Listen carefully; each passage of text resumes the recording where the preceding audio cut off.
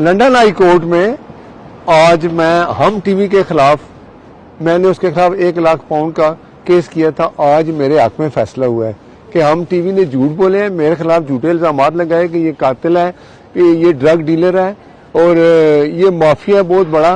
तो यहाँ 3 साल में वो कुछ साबित नहीं कर सके। आज अल्लाह के फजल से मैं आपको ये बात बताऊं कि मुझे तो लंदन हाई कोर्ट ने इनोसेंट करार दिया कि ये आपके खिलाफ जो बातें थी झूठी थी। हम टीवी को ये सजा मिली। मालिक जो उस वक्त प्रोग्राम में बैठ के बड़ी बड़ी बातें कर रहा था कि नासिर भट्ट तो कातिल है, 2 नंबर आदमी है। अब मालिक साहब 2 नंबर कौन है, ये इंटरनेशनल कोर्ट कह रहा है। आप खुद समझदार हैं, मैं नहीं कह रहा, वो कह रहे हैं। एक काशिफ अब्बासी साहब भी थे, हमीद भट्टी साहब भी थे। तो जज ने ये कहा है कि जिन लोगों ने आपके खिलाफ इल्जामात लगाए थे वो लोग झूठे हैं, आप सच्चे हैं, आप इनोसेंट हैं।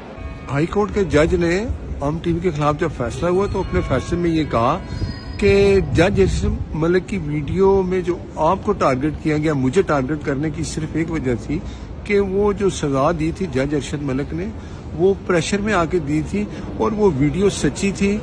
नवाज शरीफ को सजा जो मैंने वो जज ने ये कहा कि भाई ये मैंने जो सजा दी है ये मैंने प्रेशर में आके दी है, उस वीडियो को लेके मुझे टारगेट किया गया, मुझे कातिल, ड्रग डीलर और क्या कुछ कहा गया।